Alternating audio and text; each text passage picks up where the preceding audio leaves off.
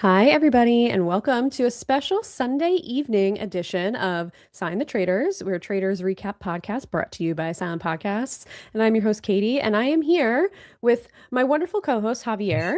Javier, it's great to have you here. How are you? I'm doing great, Katie. I am so happy to be here. I have unfortunately due to life scheduling, I have not been able to be here for the past few weeks, but I am ready to talk about this mess of a season. And I Yes. have a lot of strong opinions on a lot of these people, and I'm ready to just let it out. How are you? How I about you, Katie? How are can't you wait to hear. feeling? I'm good. Isaiah is traveling this week, so I feel like we're eventually going to get you guys together in a room Yes, all I together hope we all at three the same can time, but get it's on at okay. some point. We'll work it out. Everybody's got lives, busy, Yeah. we do this for fun. We don't get paid for this. So, I'm very happy that you're here. So, like you mentioned, you haven't been here since I think we did the draft. That was the last time. So, we have not Mhm. spoken about the show together, you and I, since the season started. So, what are your feelings? You said mess. So, tell me what your feelings are before we jump into this messy banquet episode. I want to know how you're feeling. Where do I start? So I guess just like I'm not gonna get. We'll talk about each player who's left Hmm. um, as we go through the episode. But so I just feel like overall this season has kind of been like it hasn't really had any highs for me like the other seasons. I feel like the past three seasons I've had like really big highs and really big lows, and I feel like this season for me has been like a very like slow like mid, like just mid, like okay, this is a little interesting. This is a little interesting, but I haven't gotten like any like big moments from any of the players that I really like. Like no epic speeches at the traitor round table yet. I guess if you count Michael's speech last week or 2 weeks ago, but that's a different conversation if you consider that epic or Right. not. So yeah, I don't know. And this was kind of my fear with this season that like I just would not have anyone to really, really like root for. And I unfortunately feel that way. And I've lost a lot of the people who I wanted to root for. I lost like the Monets, I lost my Ian. So it's just been like kind of a bit of a slog for me this season. I don't know. What about you, Katie? How have you been feeling? I definitely don't disagree with you. I think, I'm a Candace girl, so I'm happy that well, I mean, we'll talk about her, but I'm happy that she's still in the game. I'm in that weird like Venn diagram of Bravo fan and gamer fan. So like when everybody's at war being like, I hate the gamers, I hate the housewives, I'm like firmly in the middle. So it's I think what I don't love about this season is that like this middle of the road random group of people, faithfuls, are like they're not very strategic. I feel like they're not really playing the game much, and they are letting Colton run with theories that just distract everybody from trying to figure out other things. And we kind of got like some strategy. We're getting strategy from Johnny Weir, which I think is okay. But the rest, I'm kind of like, can you guys like wake it up a little bit? Like, what are we doing? And I agree with you. It is very like, it almost feels like a flat line. And I think the biggest, as I think about it, and I posted something on Blue Sky when I was watching this episode about the gamers.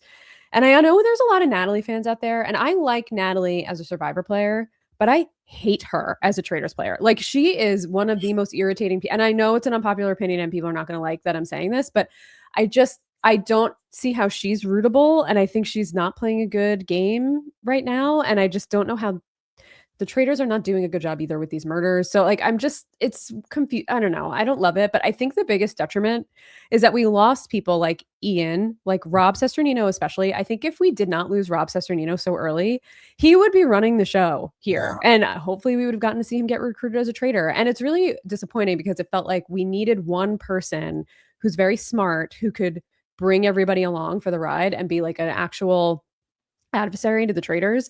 And right now, all we have is Colton, and he's besties with the trader. So it's like, Mhm. I just wish we had Rob, or like if Rob and Tiffany could have gone longer together. I just feel like without them, they're all just like running around with chickens, like as chickens with their heads cut off, and there's no strategy anywhere. And I'm just like, all right, let's just get to the end and like see who wins. Yeah. But now I'm worried because I was convinced that we were going to get a trader winner, and we still probably will. But I'm worried that these people now are shooting at each other and we're going to get another like Dolores Ivor, Mhm. Gabby Dylan ending. And I'm like, come on, we can't have another one of these.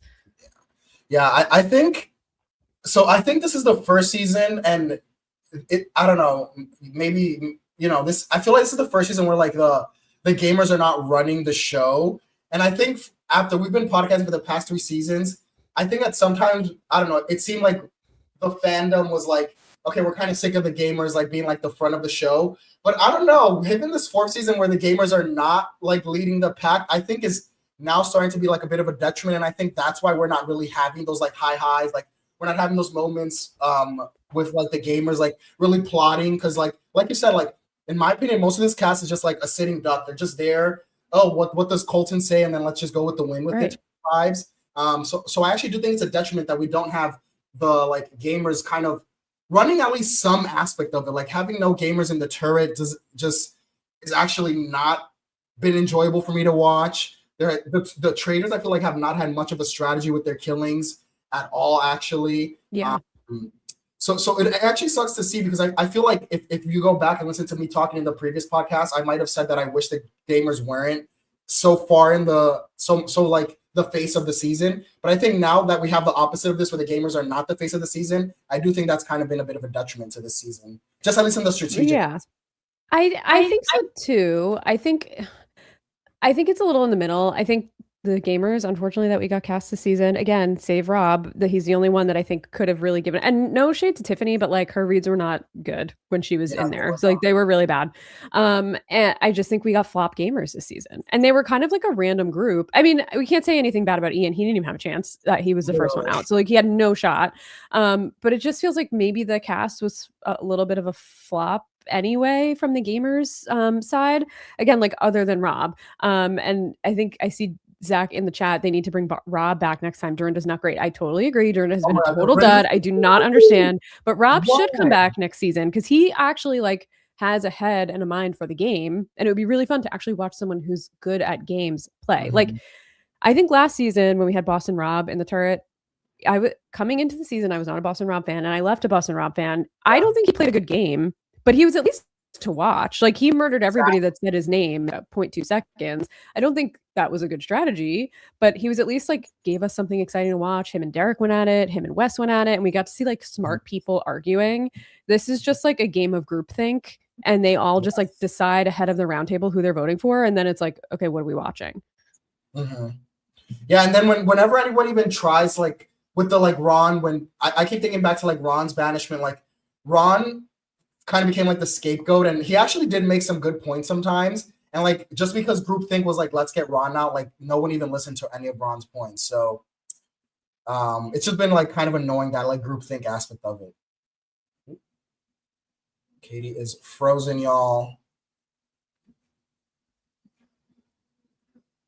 Let's see. 2 seconds, guys.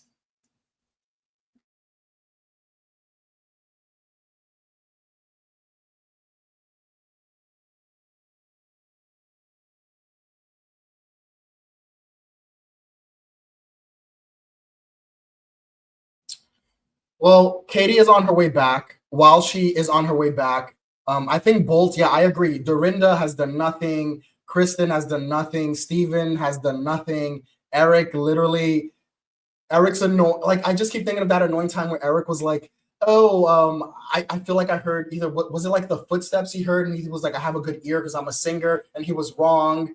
Johnny and Tara, at least Johnny's now trying to play the game. So I'm trying to keep my, I'm trying to keep my ability to perceive Johnny to actually be decent at this game.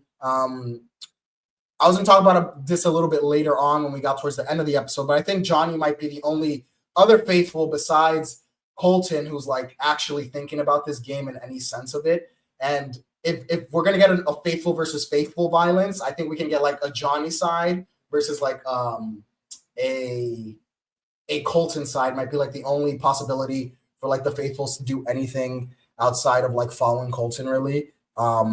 It's really going to come down to Johnny, I feel like. Mark is also not really doing much. Yeah, I just feel like there's a lot of like lame ducks on this cast, and even like the housewives, this cast. I'm just ranting until Katie comes back. I feel like the housewives in this cast are just not giving me like good TV. Like the Phaedra, where's the? I need that Phaedra energy from somebody, and I'm just not getting that at all. Ooh, let me see.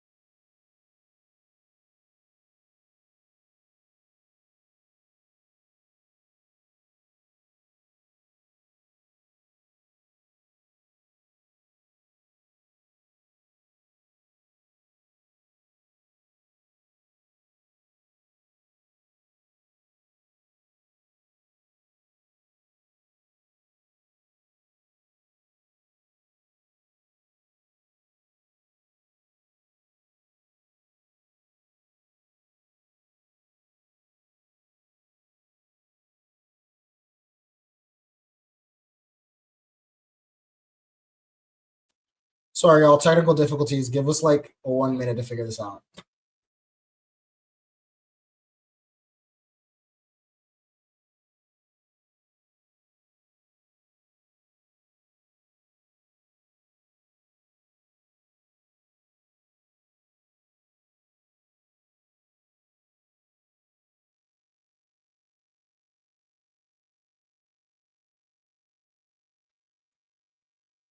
Ooh, I can't hear you. Can you hear me?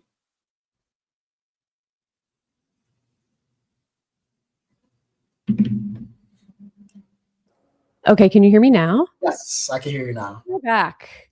We gotta. Hi, I'll everyone. edit this audio before we post it. I apologize, everybody. Bear with me. My computer just said like critical something error and then just like shut down. And I tried to join from my work computer and it did not work out. So we're back. So sorry about that. This is what happens when you do it live, I guess. Yeah, as you guys can tell, this is very live. Process errors. I was just ranting about the cast while you were gone. So, well, I love it, and I'm sorry that I missed it. Who were you on? Who are we talking about? We kind of, so in the comments, Bolts like listed all the people who are boring. And yes. I agree, like Dorinda, Steven, Eric have been boring. I was ranting about how annoyed I was at Eric with this whole like, I heard small footsteps a few episodes or whatever he said. He's like, I'm a singer, so my hearing is good. I'm right. Like, bro. And he was wrong. And then what I left off on was, which I was going to talk about later on in the episode, I actually think Johnny is the only other potentially interesting faithful who's thinking about this game, who can give maybe Colton some kind of like run for his money and do something interesting moving forward, I feel. Yeah, I agree. I think I'm actually like pleasantly surprised by Johnny, and apologize again, everybody. Thank you for bearing with us if you're still here. So I agree about Johnny, and I think he might actually be an interesting recruit if they do end up recruiting someone, because he's so close with Tara that he would be like the perfect traitor angel for her. But I don't know if he would betray her because he just keeps saying like mine and Tara's game in every confessional, which like maybe that's a hint. I don't know, but could be interesting if they are able to recruit. But I just don't think if Rob goes out and Candace recruits, I could see it. If Candace goes out, I don't see it from Rob. Same. But okay, well, now that we've put everyone through a loop, my computer was a traitor today and tried to murder me. Literally. Should we jump into this messy episode? Okay, so we jump into this one and we're starting at the banquet. And I do have to say, Alan hyped up this banquet as if it was like the craziest thing that's ever happened on Traitors of all time. And it wasn't really that crazy. Did you think it was crazy? No, I don't think. I mean, the only thing like that was crazy was the whole, well, when we talk about the antidote part of it was like interesting, but like overall, like the lead up to the antidote was like meh. Yeah, I know. I totally agree. And I think the editing, and I see a lot of like comments about this on like Blue Sky and Reddit and stuff, are like confused about why Lisa chose to wear the brooch. And she chose before she had the heat on her. The editing was weird. Like they showed that whole thing out of order. And I think Isaiah and I talked about this last week, but she chose the night before when the traitors didn't get to murder me. Oh, I know what I wanted to say actually about the murders before we jump into this and talk about the traitors before my computer crashed. Is that what I don't love about the season is that we haven't really had a straightforward week since the beginning. We had the short list, then we had that mission where they weren't able to murder anybody because no one took a shield. And then I think maybe the one after that was like kind of normal, where they murdered Monet. But then ever since then, it's just been like twist, murder in plain sight again. And I'm just kind of like, okay, can we just like get a normal game of Traitors for like a minute? It just feels like every week is like a little bit choppy and different. But anyway, just wanted to get that out because Lisa did choose to wear the brooch before Colton started going at her at the round table in that episode, and Rob voted for her, and they didn't get a chance to talk after that, like in the turret. So it was like shown out of order because everyone's like, why would Lisa choose to do that if she already had the heat on her? And she didn't. She chose to do it the night before, which is going to get me into a little bit of a rant about this banquet. I feel like the whole banquet was completely unfair for the traitors. Like totally unfair that they made her choose the brooch before, or they made them choose who would wear the brooch before the round table or anything. So they didn't know if anybody had heat on them, which obviously Lisa did. And I think that put her automatically to disadvantage. And then introducing the antidote, I'm getting a little ahead of myself here, but as a twist when no one knew that was coming, and then letting the murdered player speak after getting murdered. It was just like Oh all yes. stacked against the traitors. And I think it was totally like, there was no winning in that scenario because everybody was so on edge that the fact that they let the murdered faithful speak as he was getting dragged out of the room, I was like, this is so unfair. Yeah, no, I agree. I think you brought up a great point about like all the different twists this season. It kind of reminds me of like, I always think back to Big Brother, but like how when Big Brother we like get so sick of like all the twists that like we just want normal Big Brother back. And I think Traitors now has gone so I feel like the past few seasons there was like maybe a few twists, and maybe sometimes would have been interesting to add another twist. But this time it's like every week something new. Then later on in the episode we learned about the dagger. It's like, damn, this is just making this game really almost like impossible for these traitors this season, more so than in previous seasons, I feel. So it's been interesting to watch. And the traitors haven't won since 3-1. So it's like, it already seems pretty difficult for them. I don't know why it needs to be even more difficult. It seems a little crazy. Do we have any fashion thoughts about this banquet before we get into the actual game? I really liked Candace's look. It was given like Medusa, which I thought was cool. I really like Jam Jam's look. Same. I think Colton looked crazy. Colton looked so bad. Like I feel like he just walked into his closet and he threw everything on and he said, "How can I look like somewhat opulent?" And he just looks like wild. I saw someone post, it was probably like on Instagram or something, saying that Colton looks like he was playing against his sister in Pretty Pretty Princess and like put all the jewelry on. I don't know if that makes me old knowing what Pretty Pretty Princess is, but it was like a game. It was like a board game for little kids that just had like big plastic jewelry. And then like, I don't even know what the point of the game was, but just had big plastic jewelry. And that is exactly what he had. Like one earring on, like weird ass crown, a bunch of pearl. He looked like a mess. Yeah. Hot mess. A mess. Total mess. Those are all the looks that I can think of off the top of my head. What about you? Anyone else stand out to you? I think Kristen looked really good. I think that's probably it though. Rob, I was not impressed. Oh yeah, Rob. Yeah, I was not impressed with Rob. Yeah, not impressed with Rob. Rinna, though, had her own entrance. Total diva, walking slow motion down the stairs, talking about how she loves nothing more than being center of attention. And I've said this to Isaiah, but I'm going to say it again to you, is that I came into this season as a Lisa Rinna hater, and I think I'm leaving as a Lisa Rinna stan. I flipped. And I think I'm a little bit of a stan. And it's actually making me rethink all of my Real Housewives thoughts from the 8 years that she was on Housewives. I hated her. We talked at length. Lance and I talked at length about how much we hated her. She went undrafted, and I'm leaving, and I'm like, I'm standing, and I'm like, I don't know, I don't feel okay about it, but I have to accept it. Why so? What has I don't know. I just feel like she has been killing me since she started getting, well, even like a little bit before she started getting heat on her when she got Carolyn Stanberry out of the house and she was like, back to Dubai, bye Carolyn. Like it just made me, and she's like, no, you won't, about BravoCon. It just like, I don't know, that made me laugh. She's just campy, and the way she went for Colton, you know what I think sealed the deal for me is she came for Colton online and said like, let's talk about the stalking. And I'm like, yeah, get his ass. She was the one to like go out and say, let's talk about the stalking. And I'm like, you know what? You better believe she's going to talk about it, which is apparently the name of her new book. It's a Housewives phrase from her. And I love it. Her reactions were funny at the round table. She was like very like making crazy faces at all times, like looking at people. She just made me laugh. Mm-hmm. Wow, Katie, look at you. I know. Like, she really changed. I will say, I mean, we can talk about it towards the end, but that was a sweet moment. I feel like I don't really know Lisa from Housewives, but like got me. The end of the episode was definitely like a sweet moment for Lisa. Yeah, it got me, especially being a Housewives person. Exactly. Yeah, I was like, she did not have a good end at Housewives, and I'm like, oh, I feel like this made me very like feel like she's a real human, and I feel like she said that a couple of times, like, you think I'm a housewife, but I'm actually a person, and that was just something I did, and I've been on TV for 30 something years, like that was just one of the many things I did, and people got to see who I really am, and I was like, I support you, Lisa. Maybe you had a bad run for those 8 years.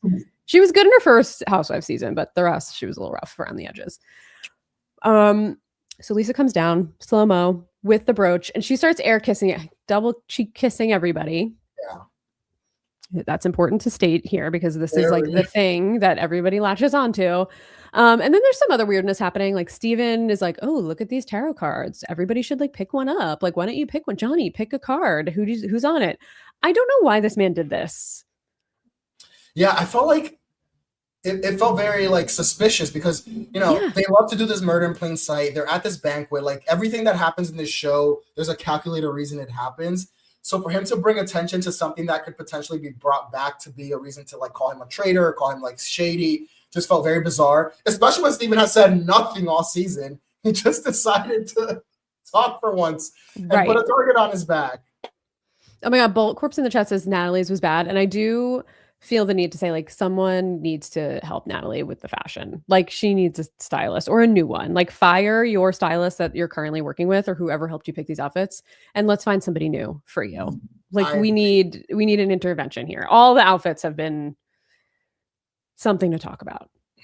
That's a good point. Surprised we missed it. Yeah, sorry, I'm also glad someone mentioned it because yes, rough.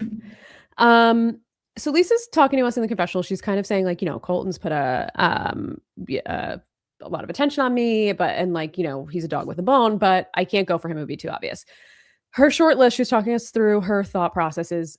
Jam Jam did not vote for her, so she doesn't think it would come back on her if she got him out, and he's a gamer. Kristen, she's quiet, she's smart, wouldn't tie back to anybody. And Natalie, same thing, smart, gamer, faithful. And then they're showing all the interactions, and then they're like, done, murder's done, but they don't show us who she murders. Did you have any thoughts going into it, who it was? I actually had no like expectations about who she was going to murder. I think hearing her thought process kind of made me think that it would be Jam Jam, just because I just feel like Jam Jam has had some heat on him the prior episodes, and it just felt like this would be like a good time to take out someone like Jam Jam for someone like Lisa. But I will say it was definitely hard to read like who Lisa was going to kill. So I will say that part of me was also like, it could generally be anyone, and I wouldn't know. I don't know. What do you think? Yeah, I agree. I don't know if I loved these 3 choices in general. Like, I feel like she could have gotten a Mark. She could have gotten an Eric, Maura. Anybody close to Colton would have been, and Rob, especially because Rob just voted for her, like weaken him a little bit and take one of those people out. I also think could have been an opportunity to take out Dorinda and get some heat off you, because it's, a housewife wouldn't go for another housewife, although she did vote for Portia, so maybe people would think it's her throwing the scent. But I think there's more options that she could have gone for that could have weakened Colton's crew and like not voted, like had less people voting for her at the round table. Yeah, you're right. I think that should be how like the Traitors are thinking right now. Yeah. Like, how do we weaken Colton? Because he's been the most vocal, even though he's been mostly wrong until like Lisa, which by the way was weird how he got onto Lisa out of nowhere. I don't know. I felt so sussed out about that. Like my conspiracy theory brain went off, and I was like, do they want Colton to finally be right? Like, I don't know. It just felt so weird how he brought Lisa's name out of nowhere. I don't know. Well, I think Colton just hates women, especially women with a personality and strong opinions. So he had to go for Tiffany, and then he had to come right for Lisa next. He's leaving the women. I'm sure he would try and go for Candace, and he already dropped Candace's name at the end of this episode. Yes. So he's coming for all the girls, especially the girls with a voice. The rest he doesn't need to worry about. So very Colton, not surprised. So Dorinda starts. This is the murder's done, and then everybody's getting ready to sit. And there's some things that people are calling out as suspicious. I think Steven was serving some food. So this is like 2 strikes against Steven here. Dorinda starting to carve the meat and serve everybody. And like, I just don't understand why anybody walking into this room would do anything or take anything from anyone. It's like, what do you guys do? They all know what this is. Like they're not that stupid. So like, why are you allowing people to put food on your plate, kiss you on the cheek? I would be like, nice. No, I'm good. I'll get my own. I'm not going to eat. I'm not going to drink. I'm not going to touch a damn thing. I'm good. And I'm just surprised no one did that. We're doing the 6 feet away. Like, don't touch me. Don't breathe in my social distance. Yeah, we're doing it all. Right. I'm just so surprised. And they're all eating and they're having a nice evening. They're cheersing each other. They're saying all such nice things about this experience and how they're so happy to be doing it with each other. And then boom, here comes Alan with 2 masked men. And he tells everybody this like history of some Scottish king or something. Yeah, I've heard. And he's just like, history's repeating itself and someone's dying tonight. Here, it's their fate. But for the first time, there is hope and you can stop a murder, which don't love it. Too many times that we're stopping murders this season. And they bring out 2 antidotes where you can stop the poison. And I would be, if I was Lisa, especially after we saw how she executed that murder, I would be so pissed because she had to be feeling so good. Like she had the way she got, well, we'll just get to it. It was Jam Jam that she targeted. And she just like said, "Oh, ow, my pin is pricking me." Like, ow. And he's like, "Oh, okay, I'll help you." That is a mastermind move. Mastermind move. And I would be so pissed if what happened to Lisa happened to me in that moment. And I'm sure she is. Yeah. Again, like we were saying, like this antidote just threw this whole Lisa's game is already like on thin ice after last week with Colton throwing her under the bus. But yeah, it just made me feel even worse for Lisa in that moment that like they now not only they get one, they get 2 antidotes, not even one, two Yep. fucking antidotes. So Not right. And 2 of the people that drank it were 2 people on Lisa's shortlist, literally which is crazy. Which in hindsight, it maybe would have been almost better if the murder got canceled because Yeah. then it wouldn't have come back on her. But then as they announce this, it turns into just like mayhem. And Natalie just like comes in so hot and is like, I took stuff from Steven, but like a bunch of people took stuff from Steven. It sounded like Johnny did. I'm sure other people did. And she's like, no, I really need this antidote. Like, I really, really need it. I need it. And she was just like, no, I really want to drink it. Like, she just like, I don't know. She just like started like whining about not having it. She was standing up. Kristen was not having it. She was just like, ugh, okay, whatever, take it. You're like out of your seat, like chill. Yeah. And Kristen's like, I don't play like that. Like, this is crazy. And you know what? Shout out to Kristen. Yeah, like Natalie was doing. Yeah, I don't know. I've never seen Natalie Survivor season, so I don't know how she plays these games. But I don't know. I feel like this, after watching this episode as well, it just, to me, it seems like Natalie doesn't do well under pressure. She just seems to get very flustered this whole episode. Same thing when we get to the roundtable as well. So yeah, I thought she was doing way too much for someone who has, for the most part, not been on anyone's radar. And I think the way to like win Traitors is to remain off people's radar. So why make this big scene here? It just felt it just didn't feel like a strategy to me.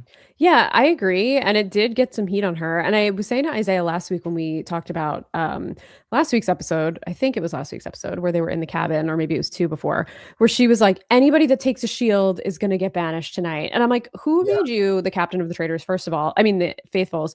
And then second of all, like, is that not would that, for me, I would be like, I mean, she's a faithful, so I would have been wrong, but I would have been like, why doesn't she want anybody to take a shield? She wants to know who's eligible for murder because she's going to murder us. And this is the same thing. She wanted to nullify the murder, or she wanted to make sure that no one could take the antidote because she's a traitor and she knew who was going to take it. Like, that felt great. Again, she's a faithful, so it's just weird decisions and weird faithful gameplay. But I don't think it's a good strategy. She's like putting way too much attention on herself. Same, agreed. It's either she's like gonna get suspicion as a traitor, or she's so obviously a faithful that there's no reason for the traitors to keep her around and murder her. Yep. Which I don't feel like anybody's thinking this season. So like, it's probably gonna be fine for her, but I don't get it. Tara also wants to drink the anecdote because Dorinda served her food, and they showed the scene where she was saying like she doesn't like to eat food that's been left out. She doesn't like to eat meat in general, especially not if it's been left out a long time. And I'm like, this is a weird like thing that is a thing for you. Like, do you often come across meat that's been left out for a long time? It's strange. But okay, Tara.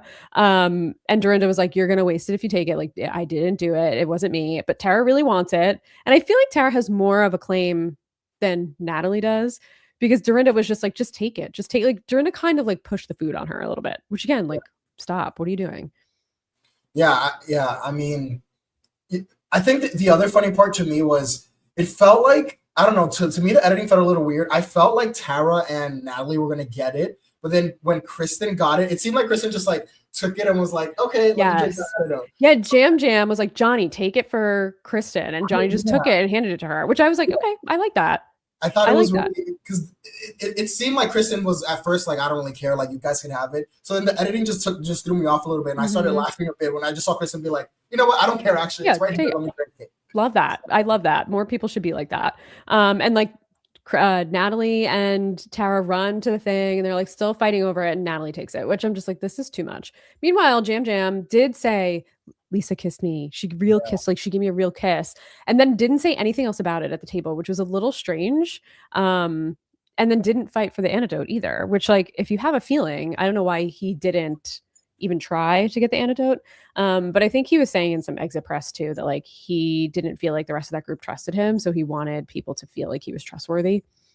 Yeah, because I will say I feel like Jam Jam in the first few episodes was very like always on edge about thinking like, oh, I'm gonna get murdered next. I'm gonna get murdered next. So I agree with you. It felt very weird that this episode where he actually had like, I mean, quote unquote, somewhat of a valid reason that he could have fought, at least tried to fight for himself, and he didn't at all. So I mean, given what you just shared about the exit press, maybe that's why he was trying to be more like late. He was trying to lay low a little bit more, because it also doesn't look good if you're always that person. You know, we've seen it in prior seasons. We've seen it with people like Janelle in prior seasons. Like if you're always trying to go for safety, people then start thinking you're sus. So right. I guess in the grand scheme of things, if he wasn't the one murdered, it was probably a good play. Right. But I guess he didn't know that. So yeah. Well, Alan does the reveal and just says, it was you, Jam Jam. He does a very dramatic, it's you, Jam Jam. And then Jam Jam immediately gets up and goes, it was Lisa. She gave me a kiss. She kissed me. She gave me a real kiss. And then he's just like getting dragged off by two masked men and just like screaming that it was Lisa. She Literally. Kissed me. She kissed me. She kissed me. She kissed me. And Lisa's like, what? Because that's not even what murdered him. He just got a lucky guess that it was Lisa, which is so unfortunate and frustrating that they allowed this. I hate that they let this happen. Yeah, that scene was crazy. First of all, I felt like I was watching like a movie where they're like taking someone like out of like whatever, like I don't know, to like a psych ward or something. They're like, right, I know. It's Lisa. He's like dragging, kicking, and screaming. I was like, okay, whoa, like these people are here by their own volition. Like, let's not make this so dramatic. Right. But yeah, it was really unfair to Lisa. Like, no one should be able to like once you're murdered, that's it. Like he should not have been able to say anything. And I feel like that has been the like consensus on like Twitter that I've seen. And like people, it seems like everyone is in agreement that like that was a little bit overstepping and like production should have stepped in and said like Jam Jam, or like at the start of the dinner, like let everyone know like if you are the one murdered, like, you know, you can't say anything after. Right. And again, like Lisa just keeps getting handed a bad hand over and over.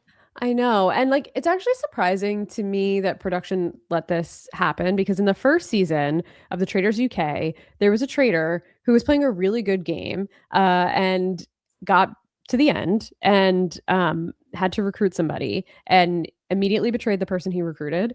And the person he recruited obviously knew that he was being betrayed because he was recruited as a traitor, and then voted for him. And in his exit speech said, a parting gift to this person, which turned everybody to say like, what does that mean, a parting gift? And then basically gave the game to the faithfuls because he outed the traitor that went against him. I actually didn't hate that because I felt like that was a misplay by the traitor. Like, you're really fucking up here. But I'm just surprised because like this has happened before where allowing someone to speak has given things away and like thrown someone totally under the bus. And the traitors can't do that. The traitors are not allowed to tell people that they're traitors or tell people anything. So why can the faithfuls then, like as soon as they're murdered, just have all these things to say? It just feels like it's too much talking. Agreed. I feel like something similar happened in one of the US seasons.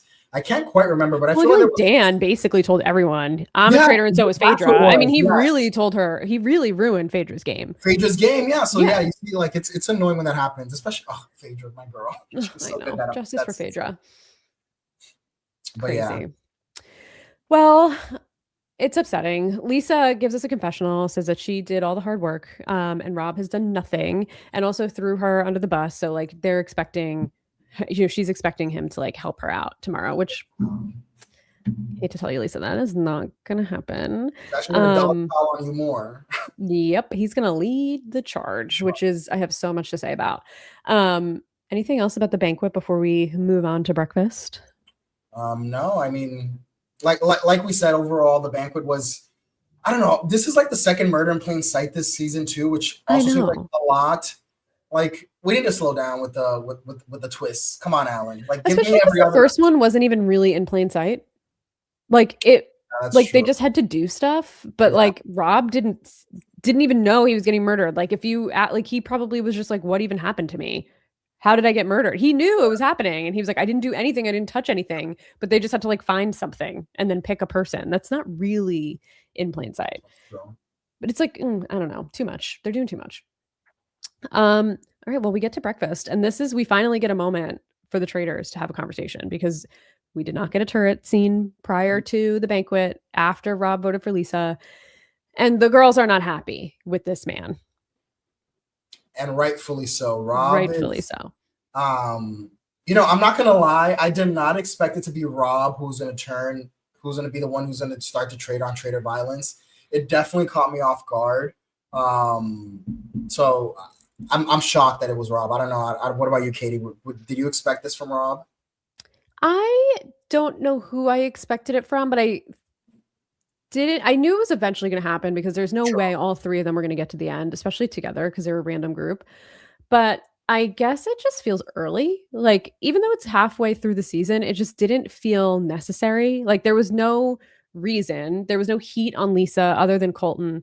And I understand, like, using that as a weapon later if you need it, but he didn't need to vote for Lisa in the last episode. He could have very easily voted her on. He could have very easily said, like, Ron, I really like you and I value our friendship, but as everybody else at this table has said, the only way we'll know one way or another is if you leave and you tell us you're faithful, and then vote for Lisa down the line if you need it, but like keep that as a tool in your back pocket.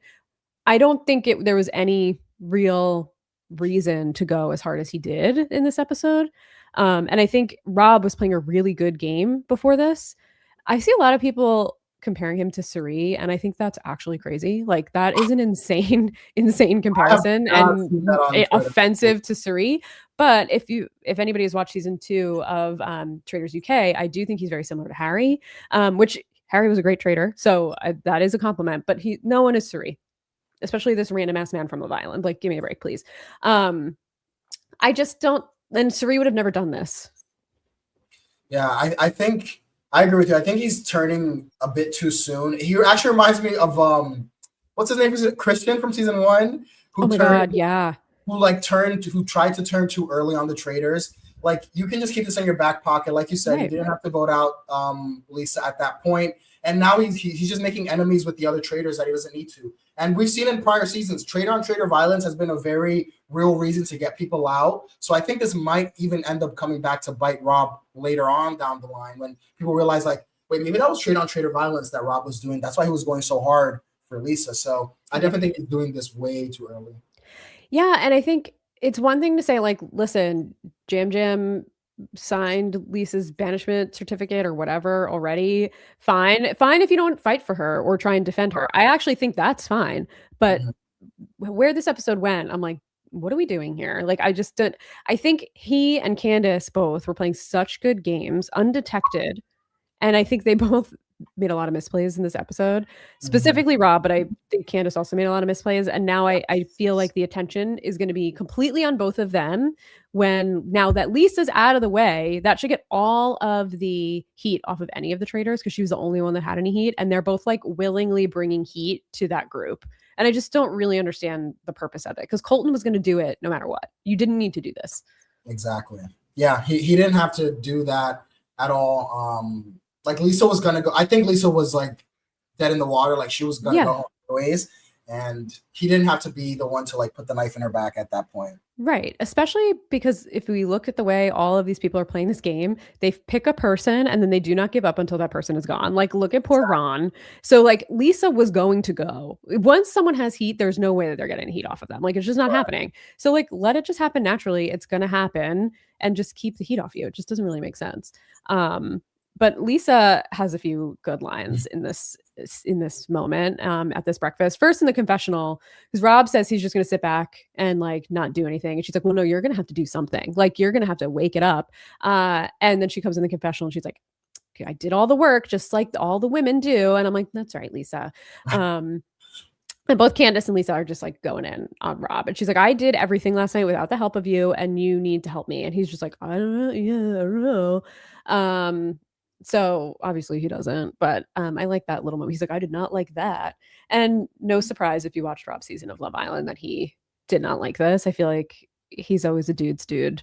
Candace, actually, there was some drama on Instagram between the two of them too. I don't know if you saw. Yeah. But she's right. She's right. I, yeah, I don't know anything about Rob. I don't watch Love Island, so I'll talk about this later. I'll save it for the roundtable. We do, aside from this, get some heat on Natalie and Steven. Those are the other two that people are talking about. Why was Natalie so adamant about getting the anecdote? And then Steven saying, like, why was he telling all these people to pick tarot cards? Which I have the same question. Why are you doing that? Why did you do that? I have no idea. And then Colton is just like staring at Lisa because they're all like, oh, Jam Jam said the thing. And she's like, well, you're a dog with a bone. So, and I was like, yeah, that's right. Get his ass. Get his ass again.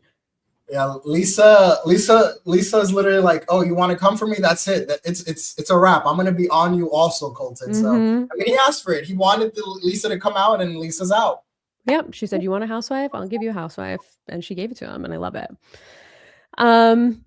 After breakfast, before we move on, can we talk about the hard-boiled eggs?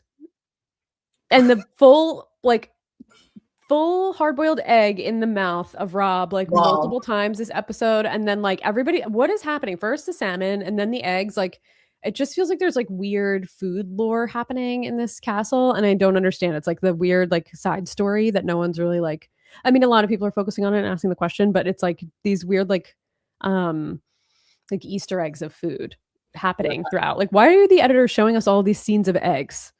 Yeah, that's bizarre. It's funny because this past week I just watched like a clip of like the house, I guess house guests, I don't know what else to call them. The house guests like talking about like the food, and apparently like the salmon is like the only thing that everyone likes. Like I saw a clip of like Monet saying like if you got there first, like you were excited because you could get the salmon because the rest of the food was not that great. Is basically Isn't that weird? Yeah, it's so bizarre. Like especially on the 4th season, you would think like there's a bunch of people in this house. I don't know, fix the catering if it's that bad. I mean, what are we doing? Yeah, clearly they have a big budget, so they can at least afford some decent catering for these people. But yeah, it's crazy. And then like last season, people came back after getting stuck on those rafts and there was like no food left for that. I was like, what are we doing? We're not feeding people? I mean, what's happening here? Very strange. After breakfast, everyone is debriefing. They're all talking about Jam Jam. Why didn't he speak up at the round table if he had these thoughts about Lisa? Natalie starts getting some heat again. There's groups in the kitchen talking about Natalie. While that's happening, Natalie and Tara are sitting in whatever that little room is off to the side. And they're talking about drinking the cure or the anecdote. And Tara was like, I just didn't understand like why you needed to drink it so badly. And she's like, I was just so convinced that like, you know, you needed it, but like I was convinced too. And then like Lisa starts to walk in and then walks out and they tell Lisa to come in. Natalie makes a little bit of a mistake here and just says like, I'm the last gamer left. I really wanted it. They're killing all the gamers. She's like, we already killed one. We murdered one. And then Lisa's like, and they're all like, oh, she murdered. And I've been hearing a lot of like, I watched Boston Rob and Bob the Drag Queen's podcast, which is actually surprisingly good. They make an interesting, fun duo together. They're very funny. And Bob specifically said, like, people misspeak all the time, constantly. Like, that means nothing. And I'm like, it's so interesting because they have so little to go off of. You would think misspeaking like that would be something to go off of, but I guess like it just is more common than you would think. Yeah, I actually agree with. I'm glad. I mean, I haven't watched the podcast, but I agree with Bob. I wrote that in my notes as well. I think that's basically what happened with Portia too. Like Portia basically had like, I know we talk about Freudian slips, but I feel like if Portia's was crazy though. Yeah, but exactly.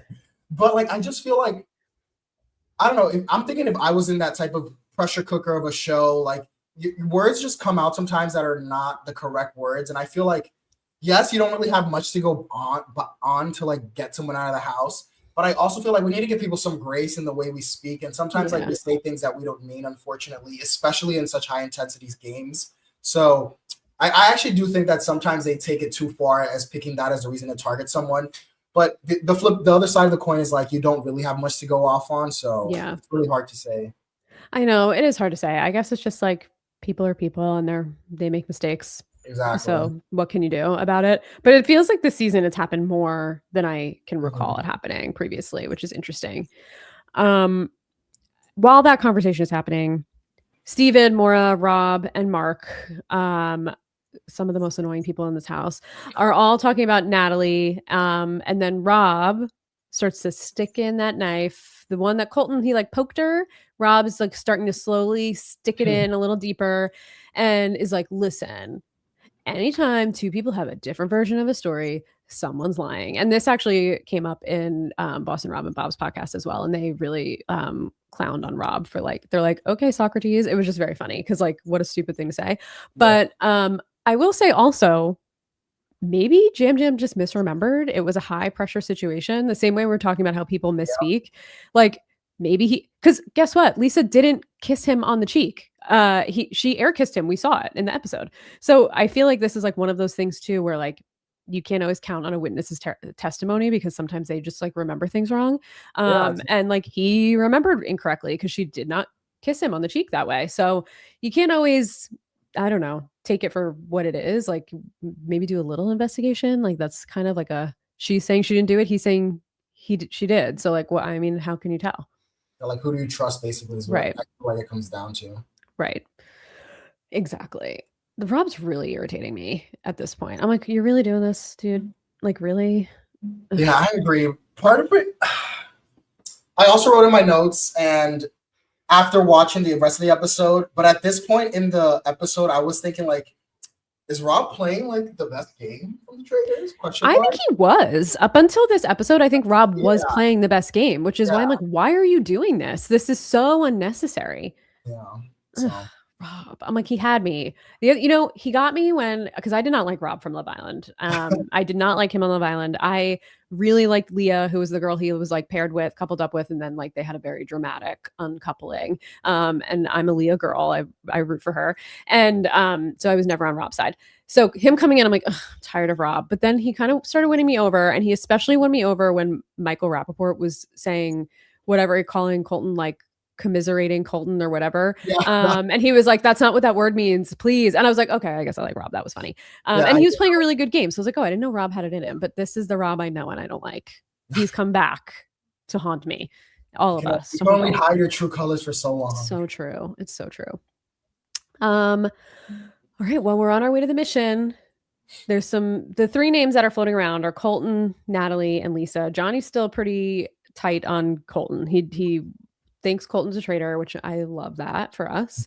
And then Natalie from everything that happened the night before, and Lisa. Not too much about Steven at this point. Lisa in her car does share what she heard with Tara about Natalie saying when we murdered. Everyone's like, oh, wow. But like doesn't really get that much traction at that point. This mission, the missions this season, I know we say this every season, but I'm like, I can't anymore. I'm just like, really, I'm bored. I'm bored. And they're so long. And I'm like, please. It's too much. Yeah, they take too much time. Way too much time. And then the thing with the dagger, they added like more mission time at the end. I'm like, I can't. This is so. I was fast forwarding when I was rewatching to take notes, and I was like, wow, this is like a huge chunk of this episode. Is this annoying mission? Basically, TLDR, they have to run up a mountain carrying sacks of gold, find more gold, put it in their backpack, and then they have like the ability to like throw the gold that Alan gives them to try and get more gold and like hit these vases or whatever. The top 6 players who get the most gold can compete to win a dagger, which gives you 2 votes at an upcoming roundtable. So that is the most important part. The mission itself, blah. But the most important part is they are introducing the dagger, where that gives you 2 votes at an upcoming roundtable. It's good for the next 4. So the top 6 people who get the most gold get to play for it. That is unfair because this is probably one of the most physical missions. So you're immediately, I mean, even Lisa gives us another confessional where she's like, I'm up against football players. I'm up against gold medalist Olympic athletes and like all these big men. She's like, I'm lucky if I even make it to the top of this thing. And I'm like, yeah, you're discounting like how many people. I feel like Natalie had to do something almost exactly like this on Survivor Winners at War to like get back into the game, which I'm like, this is like, these people are made for this. This is like not fair. Yeah, I agree. I'm glad that we got a confessional from Lisa saying that. Yeah, I feel like if you're going to do this, a type of twist that, if you're going to do a mission that gives any type of twist that gives power in the game, it has to be like equitable for everyone to have an equal chance of getting it. And it just was not that. So I was not shocked at the top 6. It was like all the men and Natalie. Yeah, like, exactly. The most physical people and Natalie. Like, come on. I know. It's really, it's a bummer because, you know, the Traitors is different than a Big Brother in that sense because like half the time they're just voting, they're doing it to get money, and there's not like inherent power that comes from the mission. So it's kind of like, okay, fine. If you want to make them more physical, one, does anybody like watching physical challenges? It's not fun. Two, do a mission like this, like whatever they did last season with like the crossbows where they had to like shoot each other's things out and like let them strategize on who they're shooting to get to the top six, and they can like actually put strategy into it. That could be fun to watch. This was not fun to watch. Candace didn't bring any gold up to the top of the mountain. She threw it all and didn't hit one thing, so she got no gold. Lisa barely had any, so she was like, I guess I'll just give it to Steven because he didn't vote for me the night before. It was just like really not fair to half of the players, it felt like. And it was boring. Yes, that was a big thing. It was also boring. Yeah. The main part, other than who gets the top six, was Rob again is like, I really want, he's talking to Colton. He's going up the mountain with Colton. And even Rob is gassing out, by the way. Colton has to take his backpack. I'm like, even Rob can't carry his own backpack. He's gassed out. He got, I guess, a bunch of extra gold too, because he threw his gold. I don't know, whatever. He was like, I really want to get this dagger because I don't want some dumbass getting it who's not going to vote for Lisa. And I was like, you're really doing this, bro? Like, you're really fucking doing this right now with this guy? Making a deal with the literal devil? I hate these two men together. I hate them together.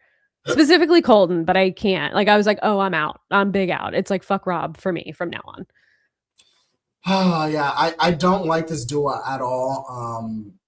I do think that this duo is not winning this game, though, because they are just too vocal, which is exciting for me and you as a fellow dislike of these two people. But like Colton, like is just, I'm tired of this archetype in the Traitors. I'm tired of yes, Peter Pals and Dylan did it better than Colton, way better than Colton. Yeah. If you watched last season, I was such a big Dylan hater, but if I had to choose, I will pick Dylan over Colton. Oh my God, me too. Colton is like grating the way he tries to maneuver and play this game and act like he like knows this game so well, and like he always has this like grim, smug look on his face, which irks me. Like whenever he looks at Lisa, he's always looking at Lisa like, "Ooh, I know you're crazy eyes." He's got crazy eyes. He makes me uncomfortable. Like every time they show him on the screen, I'm like, I'm actually uncomfortable looking at this person on my screen. Like there's something about him that's just like, ugh. I mean, I know what it is. It's like his whole entire history of how he stalks and harasses women and pretends that he never did it. But like, it's just, it oozes out of him, just like the sliminess and I'm with you 100%. I would take Dylan in a heartbeat. I would take Peter, and I really hated Peter. But at least like Dylan was a fan of strategy games. He was a fan of Survivor. He was excited to play. He won. I mean, whatever, good for you, I guess. But like, he wasn't like a problematic weirdo who was just like a rabid animal, like a dog with a bone, like Lisa said. This guy doesn't take a breath. Like Johnny at the end of the episode calls him like a bear in the castle, like just running through, and he really is. Like he does not take a breath. Yeah, the worst. But I guess unless Rob recruits Colton, there's really no way either one of them can win the game. And I would maybe be here for Colton getting betrayed at the end by Rob. I would like to see it. Thinking I would watch it. I would be okay with that. I think that would be a good scene. I think Colton would be very heartbroken. Me too. He would be Andy and Quentin crying over Suri. That's exactly what we would say. And I would be here for it. I would not be mad. But I don't know. Sometimes I'm like, Rob, you're not a faithful though, right? Like you're doing a little too much. But yeah, so this is him even like pushing the knife in a little. I'm like, oh, he's going like full court press on Lisa right now, which is a bummer. Okay, top 6 gold earners are all the men and Natalie. So it's everyone you think. Mark, Steven, Colton, Rob, Eric, and Natalie. And they have to play this game. Rob got the most gold, so he gets an advantage, I guess. They all get a card, and it's basically like a game, like it's like they're bluffing, basically. They all have a card. One card has a dagger on it, the others don't. And Rob has to try and figure out who has the dagger on the card. And if he ends up with it, he wins. And if he doesn't, then the person who got the dagger in the deal wins. So he's like, I'm a human lie detector. I'm just going to ask them a bunch of questions they know the answer to. And that's the truth. And then see if they change when they lie to me or when they, when they're lying. Not a bad strategy. thought that was Yeah. a good approach. Yeah. So he started with, I think, like Mark. I don't know. The order doesn't matter, but Natalie goes last, and she's giggling, hee heeing.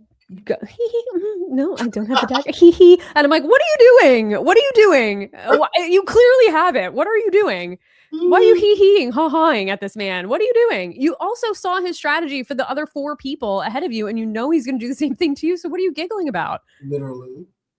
What are we doing, Natalie? That was crazy. I can't. I was like, ma'am, we know the man is attractive, but like, come on, give it up for a second. Like, what are we doing? So, of course, not only is Rob ruining our lives as a traitor, my life specifically as a newborn Lisa stan, he also now has a dagger. So everything's coming up, Rob. You know, everything's coming up, Rob. For now. For now. Maybe we're getting like an epic build up to an epic crash out is what I'm hoping. That is actually what I'm hoping for too. I'm hoping. So when he gets back to the castle, when they all get back, they make an alliance and they're like, they can't know it's me because I'm just going to get murdered. So, you know, as faithfuls, like, let's just make a pact that we're not going to tell anyone who won the dagger. And this is something that I didn't think about. And I know I'm hyping up Boston Rob and Bob the Drag Queen's podcast, but they both were like, there's literally zero advantage for anyone else who doesn't have the dagger to go along with us. And I was like, you know what? They're right. There is none. So why wouldn't they? And they don't know for a fact that all of them are faithful. So like, it's a piece of information you have in the game. Why would you agree to not tell anyone when literally the only person it benefits is Rob? And I'm like, that's actually a really good point. And I did not think about that. Yeah, you're right. I didn't, because at first I was like, wow. At first I was actually like, I was still at this point in the episode still was like, wow, good job, Rob. Like Rob really is playing a great game. Like this is a good idea to protect himself. But yeah, the other 5 people, because the way that I look at it is like after what you just said, and you brought up a great point or like whatever Bob and Rob did on their podcast. But like if I'm a traitor, I now have 6 people who have 2 votes. So my targets are gonna always be these 6 people. Right. So you're right. The only person who benefits from this is Rob because he's the only one who actually has the 2 votes. And he benefits even more because he's also a traitor and they don't even know that. Right, exactly. So it's bad gameplay from the other 5 people to like basically protect Rob when they don't really need to. Except I guess Colton, because that's like his bestie. He's like, my bestie in the game. We're gonna make it to top 6. You're my bestie. Bob actually was like, I would have used it to say like, oh, I'll keep you guys safe, or I'll make sure like I'll use it if something's, and like at least put a benefit in like for them. And even Boston Rob was like, that was a great strategy, Bob. So I was like, you know what, they both made such good points that didn't hit me at first, because they don't have any power here. They know it's actually the only piece of information they can be sure about in the game. And Rob has such an advantage as a traitor, knowing who the other traitors are and having extra votes. It's like, wow, he has by far the most power in this game right now, which is wild. And these people who already promised to keep a secret. Crazy. Good on you, Rob, I guess. Yeah, I mean, it's so far working out pretty nicely for Rob, we have to say. So basically, leading up into the round table, Candace is putting in a ton of work for Lisa. She's really trying to get people on Natalie. They're pushing this when we murdered thing. Lisa's telling everybody else that she heard that and that Tara heard it. So they're trying to spread that around. And then we got to think of a name for like Rob and Colton's, like the Peter Pals. Like what could the name be for them? But I mean, I don't want to use Michael Rappaport's name for Colton's killers or whatever he called them. So, but we'll have to think of something else. But that group of the most annoying faithfuls of all time are all trying to say they're going to go for Lisa. So we know it's going to be a Natalie or Lisa vote tonight at the round table. Exactly. Yeah. So we move it along. We're sitting at the table. And surprisingly, Lisa starts the round table off with the Natalie stuff. What do you think about this choice? I think that this was not a great move for Lisa. I just feel like after 4 seasons of watching this show, if there's any heat on you and then you start the round table by putting heat on someone else, it just always comes back to like, wait, but you're just trying to manipulate us to not vote for you. So Lisa definitely should have said something at some point, but I don't think it's ever good when there's heat on you to like start putting heat on someone else. It just makes you look more suspicious. Which basically Natalie called her out on. She's like, Yeah, "I don't even think you care. You're just doing it to get the heat off you." And you know what? She was right. She was right. I agree with you. I think somebody else would have brought the Natalie stuff up because she'd had a lot of heat on her from the night before, from the When We Murdered. Obviously, if she did get voted out, they would all see she's a faithful, and that wouldn't be good for Lisa. But even if she got voted out and Lisa started the whole train against her, like that would still be really bad for Lisa because then Lisa's still in the game. She could also be a traitor, and Natalie is another confirmed faithful. Not great. But yeah, I think if Lisa just like popped in after like a Johnny or a someone else, maybe then it would have worked out a little better. Mhm.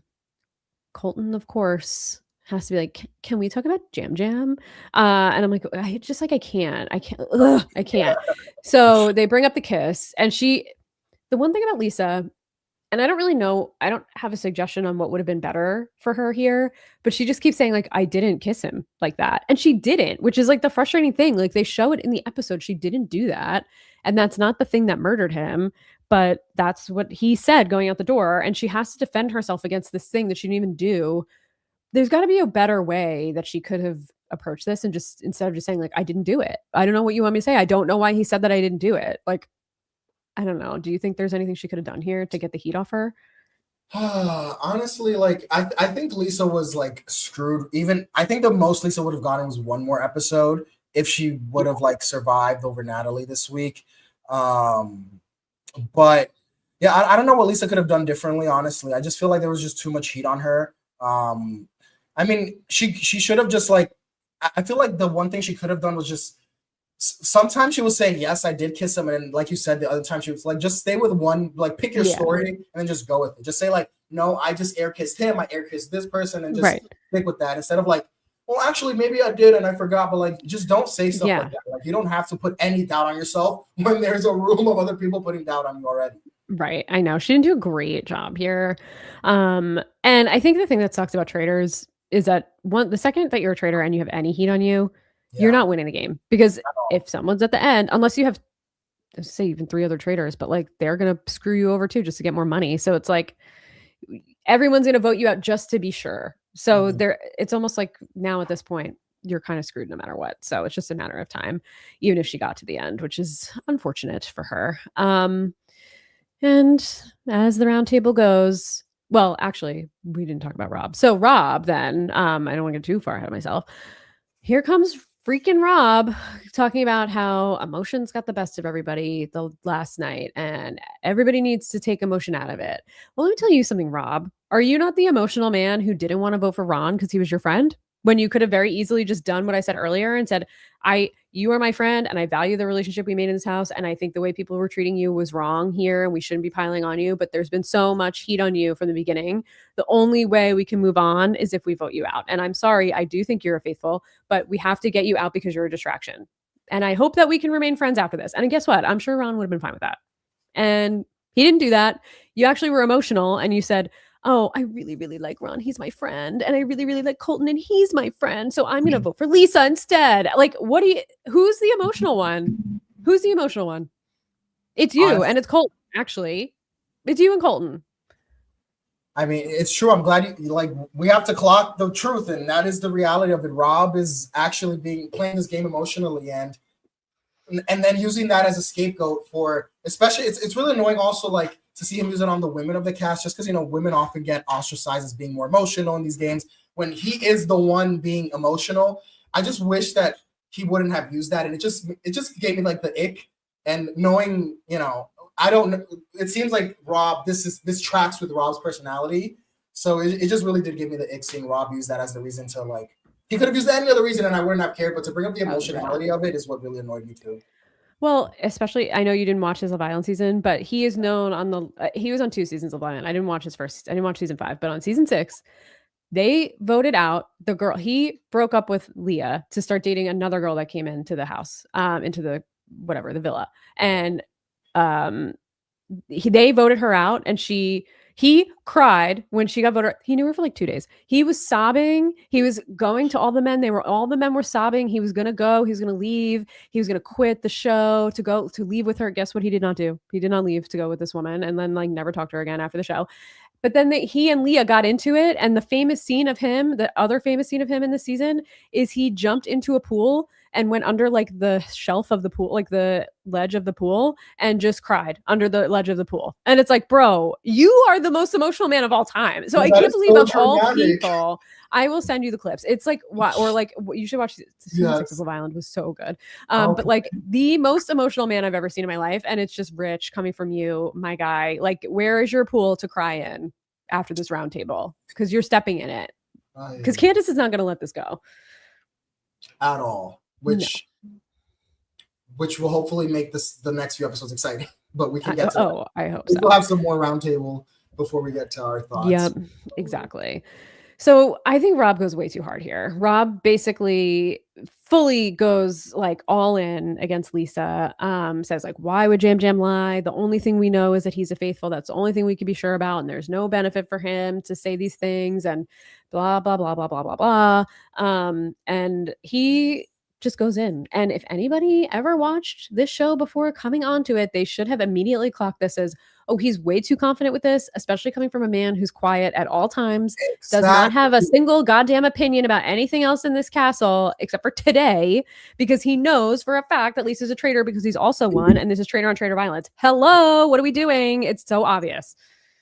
Yeah, like, oh, Lisa can't be quiet, but Rob can be quiet all game and then flip the switch and no one finds that suspicious. Exactly. I thought the whole gameplay of this show, a lot of the times, is like, if you switch the way you act even a little bit, there's heat on you. So why? I mean, I guess we'll see in the next few episodes, but this is just bad gameplay from Rob, like all around. He's switching up the way he's been playing. He's playing really hard on Lisa, and it's just bad gameplay. Like, this was when, now during the episode, when I went from like, oh, Rob is playing the best game tonight. Actually, Rob is not playing a good game at all. No. Nope. I agree. And I think I totally agree with you. I think out of the three of them, he was playing the best traitor game because if anybody was smart in this castle, there actually is evidence against Candace. The laugh, the light footsteps, the Portia Candace lie thing that no one ever came back to. Like, there's some pretty valid evidence against Candace if anybody was smart enough to put it together, but they're not, luckily for Candace. But Rob really has been like truly playing this game as a faithful. He has been playing a great game up until this episode. Really, the vote against Lisa was not great because there was he couldn't really come back from that probably, but maybe he could have if he really tried to work it out with them and like didn't do what he did in this episode, because it didn't seem like they were like gonna fully go against him. Correct. They were gonna give him another shot, but this was like, you brought on way too much attention to yourself. Like you said, he completely switched up the way he plays, and that was literally what everybody was saying about Lisa. Exactly. That's what everybody was saying about Lisa. That was the evidence against her. He's leading the charge so confidently that it's just like, isn't that something? That's weird that Rob did that. And now I just feel like he came in totally unscathed and came out with like people thinking about him. And I think how Candace voted is not going to help him in the long run. Candace's vote. Yeah. Well, so we'll get to this. So everybody's voting.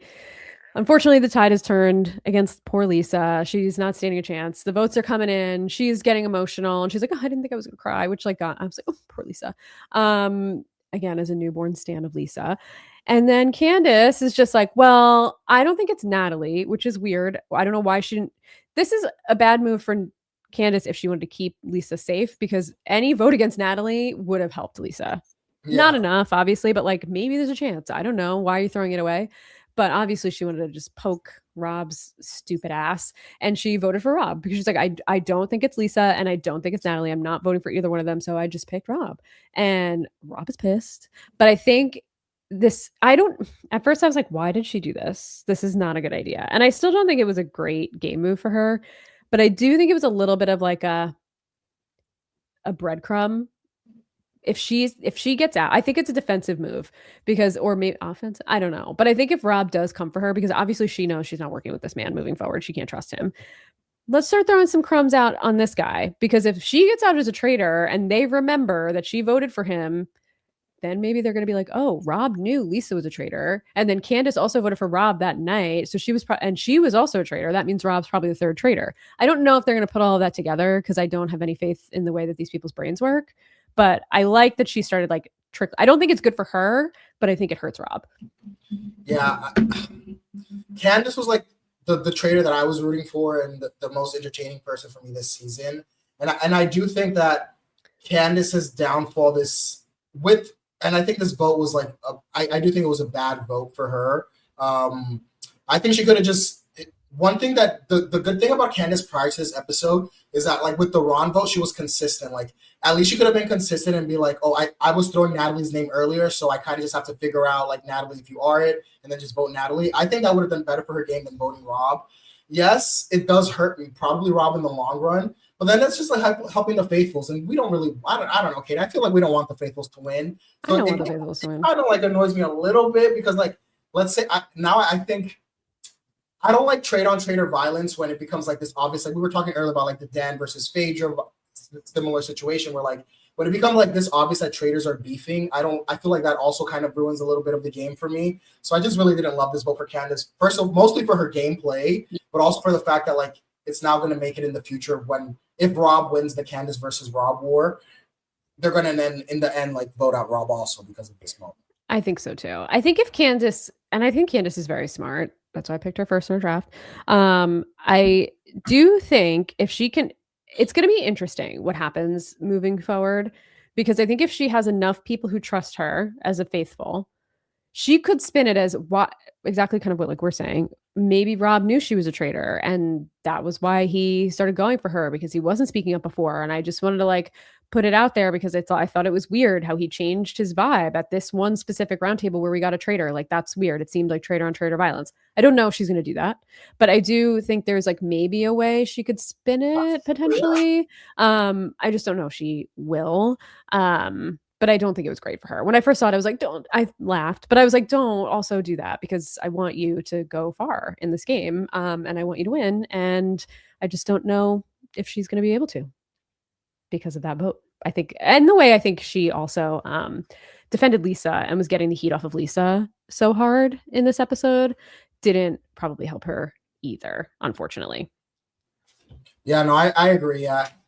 And she's been kind of defending Lisa a lot, like even like outside of the round tables, which like I get it, you want to defend your girl because you know whatever, she's a traitor, you guys have the housewives. I think the only like slightly redeeming factor that I wanted to bring up was that at least Dorinda was also defending Lisa. Yes. So maybe another thing that maybe Candace does is saying like, you know, housewives we tend to stick together, like something along those lines. Like Dorinda also defended her, so maybe people won't make it that big of a deal. Like housewives just do typically tend to defend each other, but yeah, it's probably not great for her game though overall to like keep defending Lisa. Yeah, I know. Even Colton said something like that at the end, where he was just like, I guess I prove that housewives don't vote for housewives. And they were like, yeah, I guess. Which like, maybe that's good actually, because maybe exactly that might get some heat up. Like I wouldn't vote for a housewife. And Lisa did, and she was a traitor. So like maybe that's why. So that could maybe work out in her favor. But Lisa does go. Colton said, I'm voting for the iconic legendary traitor, so like the most iconic, whatever. And then Rob said the exact same thing. And I'm like, I hate you guys, actually. Like, I hate this relationship. I hate it. Why are you saying the exact same thing as Colton? But I actually think that's also going to hurt Rob too, because Colton has heat. Yeah, definitely. Yeah, I don't know. I don't know why Rob did that. But then Lisa gave us a tearful, like, I didn't think I could do this. I'm really proud of myself. She was teary. And then she said she is a legendary and iconic traitor. And she sashayed away. And she gave us a very tearful confessional of the last, the 8 years that she was on Housewives. The last, her exit from Housewives was really difficult for her. And she was just really like proud and happy about her time here and how great of a time she had. And I'm happy about that. Like that was a very wholesome, that was like it touched me. Yeah, I agree. That was really sweet. Again, I also don't know Lisa's background on Housewives, but I do see a lot of negative things about Lisa. She's a goddamn mess. Yeah, she's a goddamn mess. So to see her like kind of have that moment of saying like, I know like I left, I think she even said like I left Housewives on like bad terms or something like. Yeah, she said she left it like she was like in a bad place or something. Yeah, or something. Yeah. So like, I guess everyone does deserve, or maybe not everyone, but people deserve redemption arcs. So I don't know what Lisa did. Maybe she didn't do anything that bad that she She deserved a redemption arc. well, she didn't do anything that problematic. She did sort of out Denise Richards and Brandy Glanville having an affair, but I don't know if she was the first one that did that or if someone else. I think Brandy Glanville started it and they just kind of like piled on.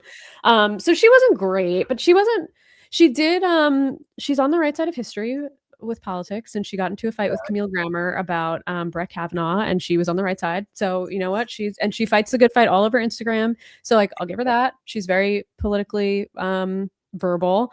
So, she's good on that front. But she, accused someone of having Munchausen syndrome. But like a lot of people think that was Lisa Vanderpump playing the scenes behind the, playing like pulling the strings behind the scenes. So, maybe I'll go back and rewatch it, but I probably won't because I hate the Beverly Hills Housewives. But you never know. Maybe I'll have to validate my opinion. But shout out to Lisa. I think she was a lot of fun. I like the way she handled Colton. I think he messed with the wrong housewife, but like, obviously he ended up coming out on top at the end. And at the end, he was like, I came in this game so scared of housewives and I just took one down. And I'm like, I want to push you off the roof of this fucking castle, actually. Yeah, like, first of all, what? Actually, Rob did because he knew she was a traitor. That was all Rob. That was not you. Yeah. Yeah. And like, why was he so? I mean, no shade to the housewives, but the housewives haven't done great on this. Literally, show. They've never. Who won? Dolores, because she was dumb. That was like the only reason why she just won, because she was dumb. Like to say you come in here and you're afraid of the housewife, like because he's afraid of strong women as a pack. But I don't know, whatever. He's afraid of strong women. Amy said in the chat that Lisa's kind of like a Sandoval thing. Like she sucks and is bad, but is not a criminal. Okay. I do think Sandoval's worse because he had like a very public affair, but he was funny to watch on television. Yeah, so rest in peace, Lisa. We have 2 traitors left, and the way the episode ends is indicating that we have a war on our hands. Rob and Colton are in the kitchen, and they're just talking about like, oh, did you notice Candace going so hard for Lisa? And I'm like, oh God, here we go. And Rob is so mad. He's so mad. He's like, oh, really, girl? You're gonna do that to me? I don't think so. I'm like, did you not just literally not only do the same thing to Lisa the night before, but then also like go so hard for her and lead the charge toward her death today? Are we okay, sir? Like, are we not seeing that you're doing the same thing, but not worse? She's reacting to your bad behavior. Exactly. You're not trustworthy. I feel like moving forward, like this is just me thinking like about the game of Traitors, and I'm sure we're going to have a season 5. I think that Traitors need to start.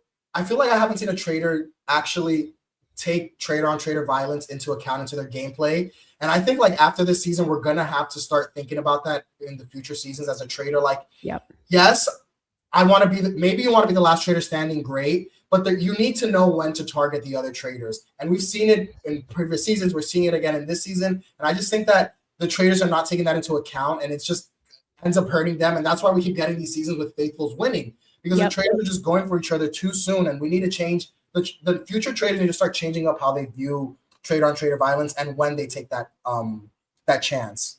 Yeah. I mean, I feel like we've seen it in so many seasons, and it just always feels so obvious when it's happening. Yes, exactly. Like, I was thinking about Magic Mike and Kuzi going at it, and when we were podcasting about that season, and I was like, this is so blatantly obvious what's happening at this roundtable. It was obvious last season with Danielle and Carolyn. Like, it's just, and Rob and Boston Rob, I mean, Rob and Bob the drag queen. It's just like, oh my God, guys, this is like Dan and Phaedra. Hello. Like, it happens every season. How are you guys not immediately, as soon as it happens and someone comes in with that much confidence and like a prepared speech, it's traitor on traitor violence. Like that is, it should be textbook. You should be able to spot it right away. It's just like these people don't really get it, I guess.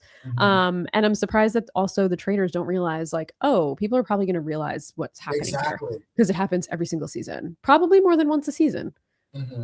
Like, dare I say, so I guess we're kind of at the end. So like, I'm very excited to see Rob versus Candace. I mean, obviously I'm team Candace. I hope she wins this war. I don't know if she will. But I think the more interesting gameplay would have been to see Candace and Rob like get confessionals or put like their differences aside and be like, okay, this is terrible and we like hate each other, but like let's stick together at least for like a few more episodes, and then maybe like towards the end we can try to flip on each other. Like I think a more interesting gameplay would have been to see that than to see like another bout of trade on trader violence, which I think is going to be interesting, but for a different reason. Yeah. For like entertainment reasons, as opposed to for the strategy reasons. I agree with you. And I think I don't remember a lot. I mean, I don't remember specifics about how Cody and Christian went out in season 1, but I really liked what Suri did with Ari and waited until they were at the fire at the end.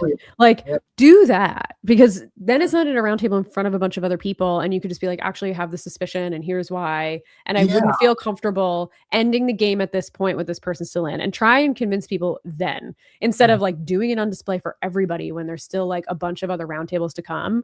Like, do that, because that just feels better.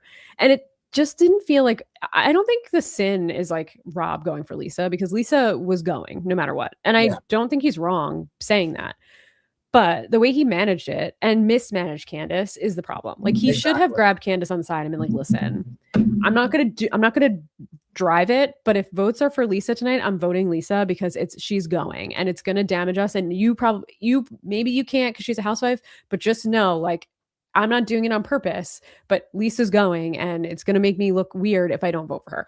Then that's probably fine. But to do it behind both of their backs and then come out so hard at the round table, why would she trust you and want to work with you moving forward? And if he's the one who leads the pack against Candace moving forward, it's a wrap for him. Like, unless these faithfuls are actually like the dumbest faithfuls ever, if Candace goes home before Rob, then the next week I'm voting out Rob. Right. How does Rob halfway through the season now know all the traitors? Huh? Yep. So. Oh my God, Martino in the chat. Congrats to Colton, who just won at least to share the prep. Don't put that out into the universe. I don't believe it. I don't think so. We can't live in a society where Colton wins this game. Which, on the internet, the world is coming for this man. He deleted all the traitor stuff from his Instagram. He dropped out of Watch What Happens Live, and Michael Rappaport had to go on in his place. Lisa came for him and said, like, let's talk about the stalking. And then she had to issue an apology and say, don't, Colton and I are good. Please don't come for him. I was just like being cheeky on the internet and joking around, which, like, obviously you weren't, bitch. Like, we know you weren't. Like, that's not a joke. You probably shouldn't say that, but like, that's funny. And the Traitors issued a whole thing about like bullying. Yeah, I saw that. Yeah. And okay, obviously Colton's lawyers have been in touch and there's like open questions about whether he's going to go to the reunion or not. So if he wins, this is the most like fumbled bag of all time from like Traitors casting. Like, everybody hates this man. And I don't know what he was thinking coming onto the most popular reality show in very recent history, like in a long time, probably. Nothing is a cultural phenomenon like the Traitors is. And you came on thinking people wouldn't dig up the fact that you stalked and harassed your ex in like a crazy ass way. Yeah. And then it was very limited to people who knew him from The Bachelor before. And now it's like public knowledge for everyone that's on the internet who knows about the show. It's like, what did you think was going to happen? Yeah. What did you think? I agree. Crazy. I don't know what the thought process is there, but anyway. The only reason why my draft is dwindling. So if we did a quick check-in, I think, last week on the draft, and I think it was pretty rough. Yeah. I have Steven and Colton left. Like, Steven could win. Steven could win. He could be like a Dolores. Like, yes. Yeah, he's an Ivor. So fine. Actually, you know what? Colton can go if Steven wins. Yeah. Yes.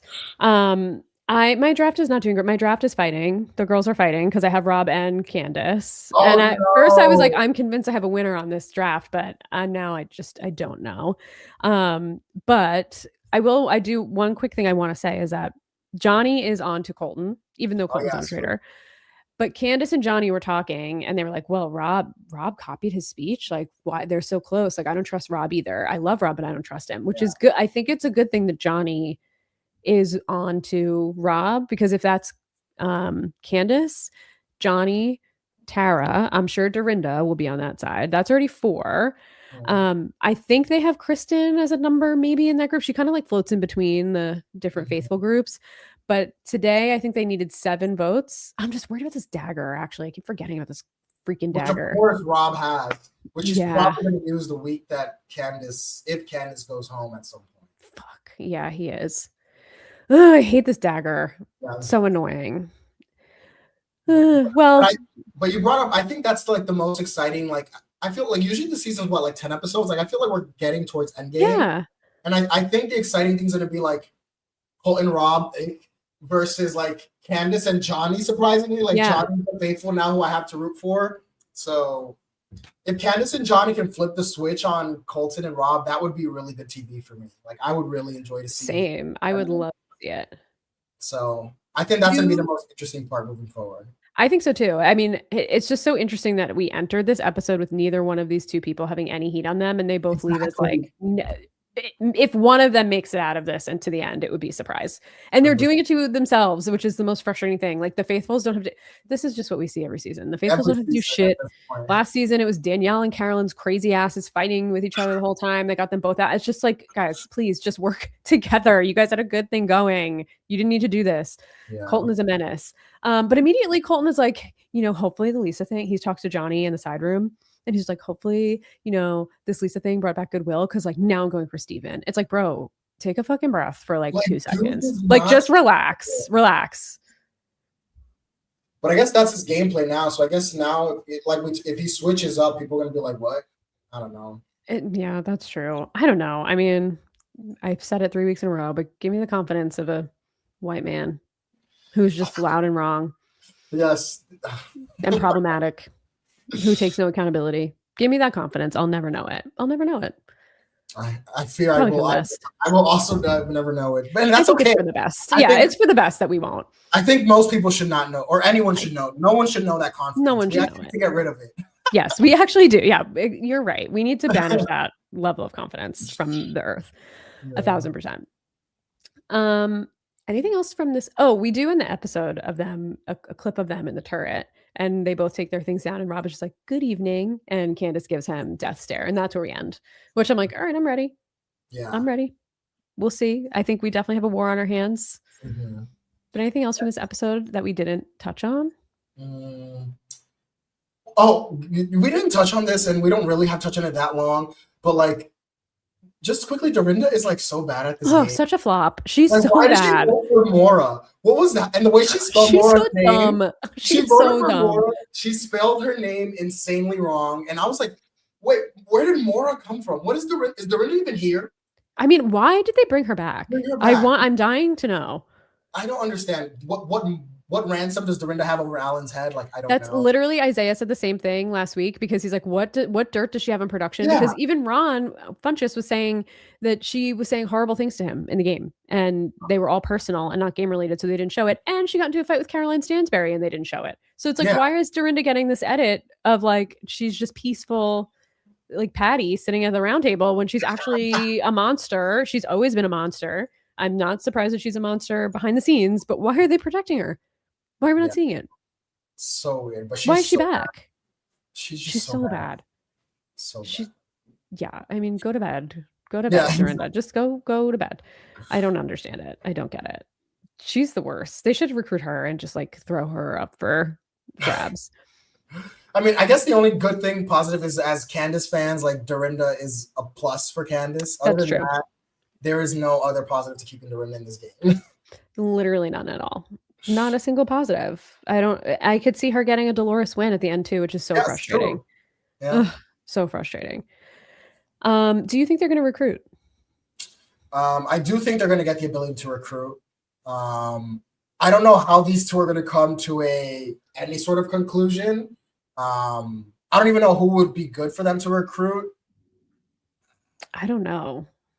Yeah, I don't know, but I do think they're going to get the opportunity to recruit, and I think this is going to be their only, because they're already, like we said, it's like 10 episodes. Like we're like quite late into the season, so yeah.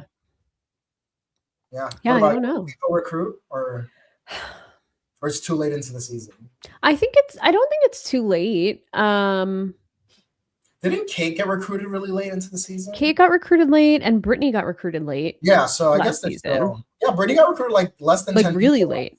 Yeah. Yeah, because when Caroline got voted out, which was really late in the game, I think is when Danielle recruited her, right? Yeah, exactly. And she had to do it face to face, I think. Yeah, and so did Phaedra with Kate. They had to do it face to face. I don't remember. Yeah, I think so. I think so. Yeah. I don't know. Maybe I just can't imagine that they'll come to an agreement. And like, who's the choice? I just don't know who. I could see Johnny being a good traitor. Yeah. But I don't know that he would want yeah. John to. I know. I don't know. Oh, there was one thing too that I wrote down in my notes that it's not worth like spending a lot of time on, but at the end of the round table when they're all jumping up and down, Eric was like, "I feel so vindicated." And I'm like, About what? "What exactly? What did you do? Exactly? Yeah, What did you I agree. do? Eric, What did you do?" Eric has really annoyed me this season. I'm He's sorry. got to get how did he not get murdered? How is he still Yeah, here? why is he still in this game? Like every time he says something, it just deters everyone from doing anything smart in the game. There are so It's been many. a I mean, detriment to everyone's game, actually. as a collective group, this has to be the worst group of faithfuls ever. Like clearly they've cast some smart people and a lot of dumb people, and Donna Kelsey made sure that all the smart people were out at the very beginning with her stupid, annoying short lists, and now Yeah. we're stuck with all the dum dums. And I just like I can't. They are not. They're driving me crazy. They're insufferable. All of them are insufferable. I hope they don't recruit because I can't. There's no one in that turret that I think would do a good job.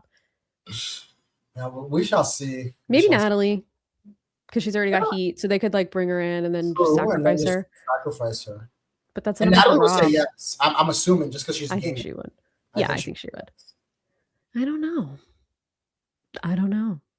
Are you feeling traitor win or faithful win at this point? Nah, I'm feeling faithful win, Me unfortunately. too. Unless Me they too. recruit someone who's not obvious, like a Kristen, Kristen could be an interesting one, actually. like Chris. If someone like Kristen were to be a traitor, I could see her winning. But like Mhm. if they recruit like Steven, now he has some hate on him, even though he's done Right. nothing. Like Colton is not winning this show if he's recruited, so and I just feel like Rob versus Candace, like we get the like clip of like the next week episode, and it's like Candace telling Rob like it's over, like we're not working together. You do what you're gonna do, and I'm gonna do what I have to do. Yeah. So I don't see either of them winning. So I think it's gonna be a faithful win again, unfortunately. I think so too, unfortunately. The one good thing about that though is if Colton does somehow make it, he has had heat on him. So if Johnny is there at the end, he will not allow Colton to win any of the money. That's Any true. of the money.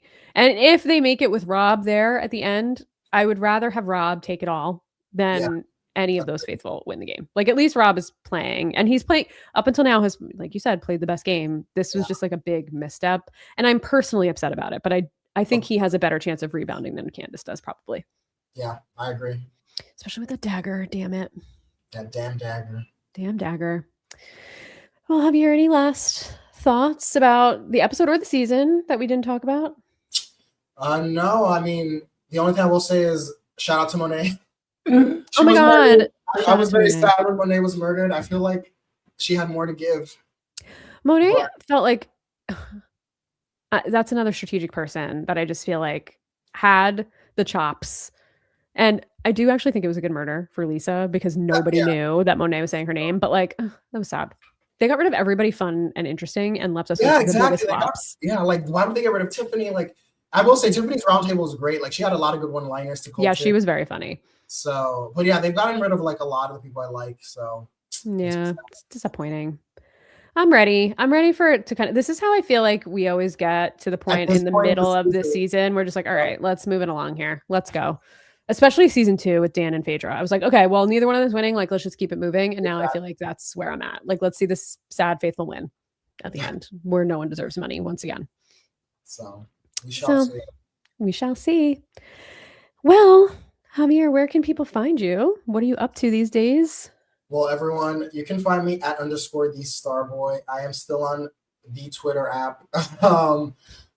Life has not allowed me to post that much, but I still will drop a nugget like once a week, a tweet once in a while.